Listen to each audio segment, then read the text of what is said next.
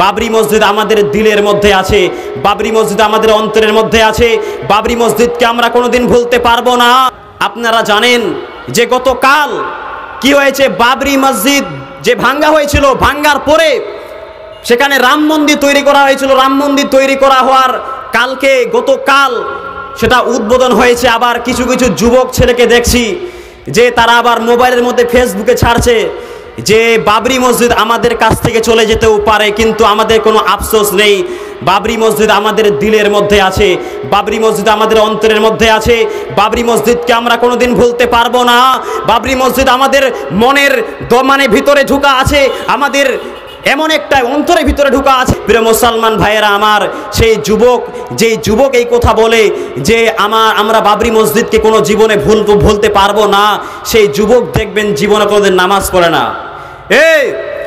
তোমার বাবরি মসজিদকে তো তুমি এতই ভালোবাসো, তাহলে তুমি একবার তোমার মানে পাশের বাড়ির মসজিদটাতে কেন যাও না? হ্যাঁ, তোমার পাশের বাড়ির মসজিদে তুমি একবার যেতে মানে গেলে নামাজ পড়ার জন্য, তুমি শুধুমাত্র ফেসবুকে বলো যে আমি বাবরি মসজিদকে ভালোবাসি, আমি বাবরি মসজিদকে ভালোবাসি। বাবরি মসজিদ আমাদের হাত থেকে যাবে না তো কে কি করবে? এই কিয়ামতের ব্যাপারে আমাদের কোনো ভয় নেই, আমাদের অন্তরের মধ্যে কোনো খৌফ নেই। প্রিয় মুসলমান ভাইয়েরা আমার, কিন্তু সাহাবাদেরকে দেখেন, সাহাবারা কেমন কিয়ামতকে থেকে চিন্তা করতেন। হযরতে হুযায়ফা রাদিয়াল্লাহু তাআলা আনহু এবং কয়েকজন সাহাবী মসজিদের ভিতরে বসে আলোচনা করছে, গল্প করছে।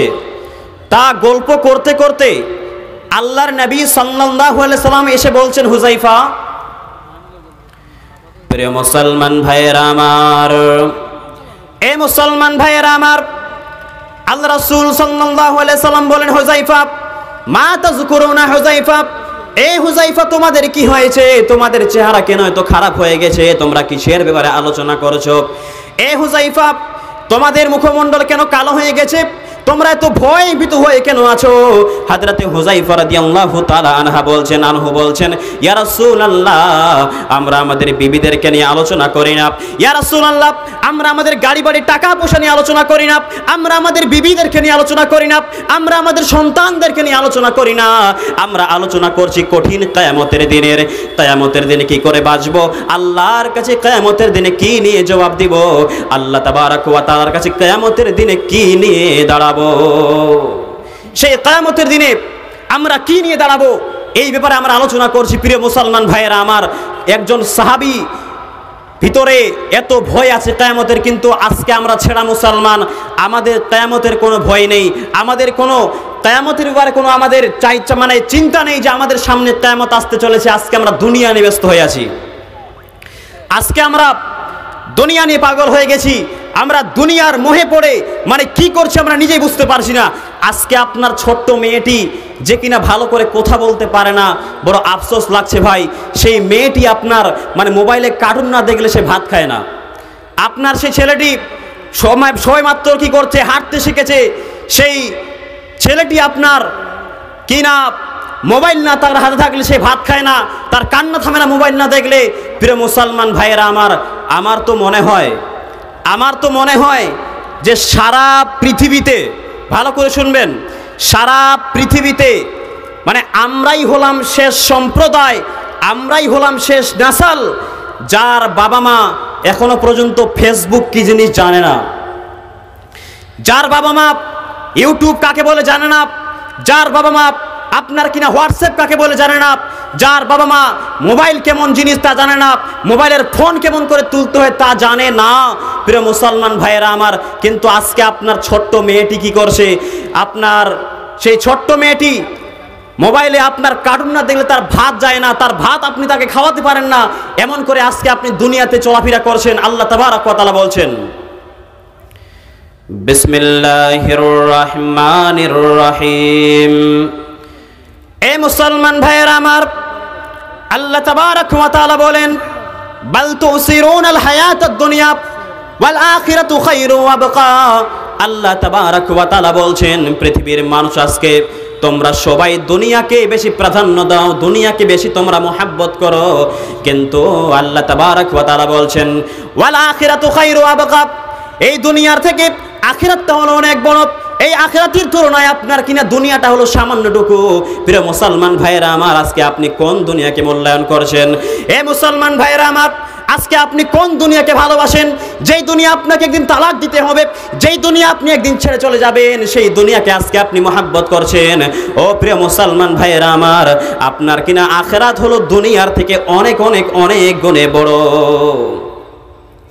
আল্লাহ রাসূল সাল্লাল্লাহু আলাইহি সাল্লাম আখিরাত ও দুনিয়ার পার্থক্য বলছেন যে, আল্লাহ রাসূল বলছেন যে তুমি যদি একটা কোনো বিরাট বড় সমুদ্রের কাছে যাও, যাওয়ার পরে তুমি তোখানে তো মানে সেই সমুদ্রের মধ্যে তোমার আঙ্গুলটি ডুবাও, যেইটুকু পানি তোমার হাতের মধ্যে উঠবে তোমার মনে করো যে এটা হচ্ছে তোমার দুনিয়া, আর গোটা সমুদ্র হচ্ছে তোমার আখিরাত। প্রিয় মুসলমান ভাইয়েরা আমার, আজকে আপনি কোন দুনিয়াকে মূল্যায়ন করছেন? আজকে আপনি কোন দুনিয়াকে ভালোবাসছেন? প্রিয় মুসলমান ভাইয়েরা আমার, আপনারা জানেন যে গতকাল কি হয়েছে? বাবরি মসজিদ যে ভাঙ্গা হয়েছিল, ভাঙ্গার পরে সেখানে রাম মন্দির তৈরি করা হয়েছিল। রাম মন্দির তৈরি করা হওয়ার কালকে, গতকাল সেটা উদ্বোধন হয়েছে। আবার কিছু কিছু যুবক ছেলেকে দেখছি যে তারা আবার মোবাইলের মধ্যে ফেসবুকে ছাড়ছে যে বাবরি মসজিদ আমাদের কাছ থেকে চলে যেতেও পারে, কিন্তু আমাদের কোনো আফসোস নেই। বাবরি মসজিদ আমাদের দিলের মধ্যে আছে, বাবরি মসজিদ আমাদের অন্তরের মধ্যে আছে। বাবরি মসজিদকে আমরা কোনোদিন ভুলতে পারবো না। বাবরি মসজিদ আমাদের মনের মানে ভিতরে ঢুকা আছে, আমাদের এমন একটা অন্তরের ভিতরে ঢুকা আছে, অন্তরের স্থল থেকে মানে ঢুকা আছে। প্রিয় মুসলমান ভাইয়েরা আমার, সেই যুবক, যেই যুবক এই কথা বলে যে আমরা বাবরি মসজিদকে কোনো জীবনে ভুলতে পারবো না, সেই যুবক দেখবেন জীবনে কোনোদিন নামাজ পড়ে না। তোমার বাবরি মসজিদকে তো তুমি এতই ভালোবাসো, তাহলে তুমি একবার তোমার মানে পাশের বাড়ির মসজিদটাতে কেন যাও না?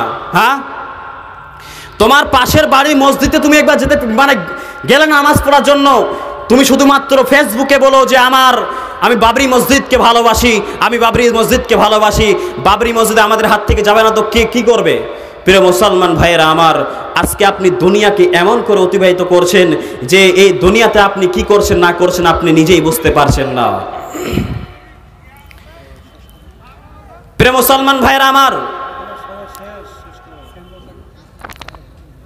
এই কোরআন ও হাদিস থেকে আমি আপনাদেরকে এতটুকুই বোঝাতে চাইছি যে আমাদেরকে দুনিয়ার প্রতি বেশি মহাব্বত করলে হবে না।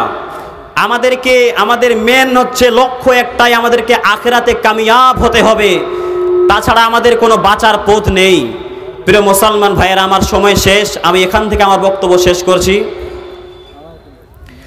আজি বিদায় কালে সালাম জানাই, রাখিবে সকলি মনে,